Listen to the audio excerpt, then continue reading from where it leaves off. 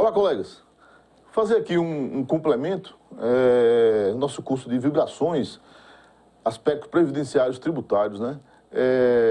Toda essa medição que nós fizemos, toda essa abordagem de estratégia da amostragem, estratégia de medição, delineamento de tomadas, né, de situações vibrantes, né?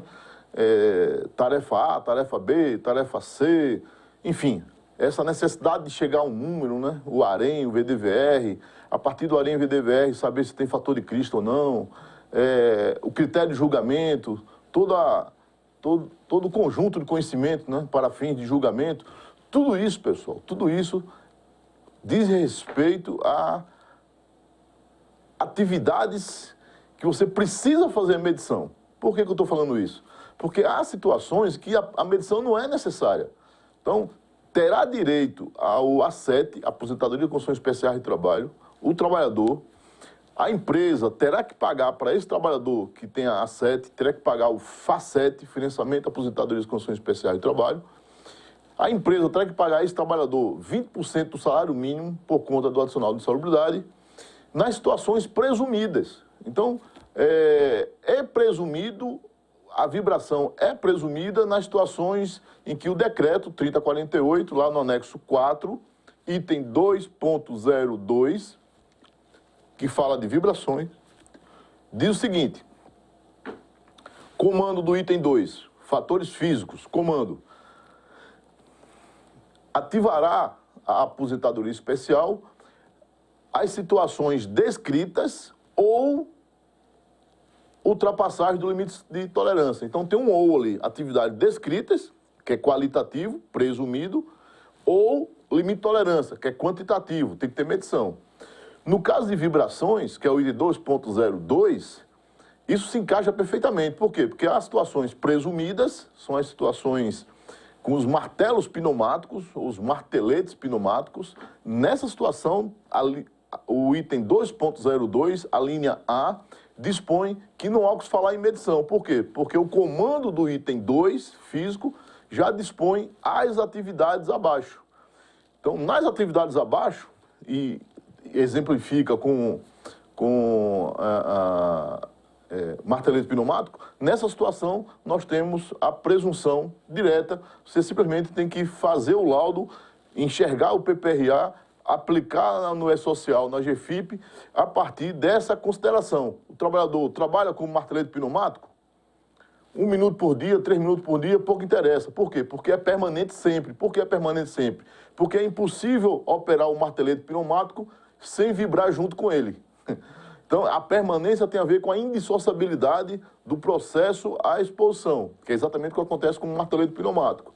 Então, pouco interessa a quantidade de tempo que esse operador opera esse martelete, né? Sempre será permanente e sempre será nocivo, por presunção legal. E, neste caso, não há que medir AREM nem VDVR, né? Para fins de pagamento pagamento do adicional, para fins do recolhimento do FA7 e para fins da precocidade do A7.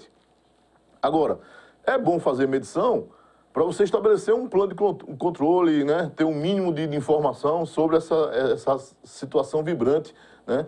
Que expõe a risco ostensivo, tanto é que é presumido, e a empresa tem um mínimo de preocupação ali em protegê-lo, né? No sentido de ritmo de trabalho, posicionamento ergonômico, né? Então, do ponto de vista do direito, basta o trabalhador ser obrigado a operar esse martelete pneumático, qualquer que seja o CBO dele, a ocupação, qualquer que seja, né? Porque às vezes o cara é pedreiro, aí dá uma improvisada ali e faz o martelamento. Às vezes ele é ajudante, às vezes não é sempre o operador que faz isso, né? Então, qualquer que seja o trabalhador que opere o martelete pneumático, diz o decreto 3048, anexo 4, item 2.02, a linha A, que o martelete pneumático é de presunção, portanto, é fator de risco qualitativo. Tudo mais que nós, né, aprendemos aqui, discorremos e discutimos, né?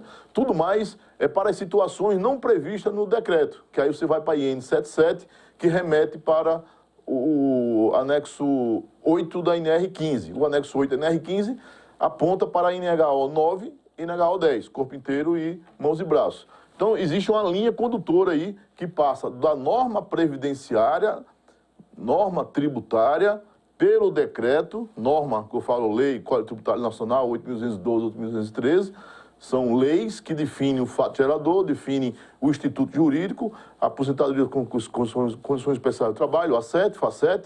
Essa linha condutora ela é organizada pelo decreto, né? Basicamente pelo anexo 4.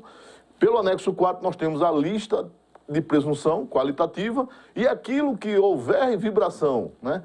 Mas não está disposta nessa lista, você vai para a norma inferior, que é a IN 77 do INSS. Lá na IN, para essas situações, ele remete o limite de tolerância para a NR15, anexo 8, vibrações. No anexo 8 é que traz aquele harém de 0,9 a 1 como zona de incerteza, né? Região de incerteza, acima de 1,1 não aceitável, o VDVR entre 16 e 21 como região de incerteza e acima de 21 não aceitável. Esses limites de tolerância estão na NHO 9, né?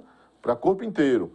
Para VMB, o limite de tolerância é 5 metros por segundo ao quadrado, que está na NHO 10, que passa a ter força coercitiva, apesar de sua norma recomendatória, passa a ter força coercitiva porque o comando da NR15, que tem força de lei, o comando refere à NHO. Então, uma norma que é recomendatória passa a ter força coercitiva, né? Força cogente no campo do direito tributário previdenciário. Por quê? Porque, igualmente, a IN 77, que vincula terceiros, a IN 77 remete para a NR15. Ok, amigos?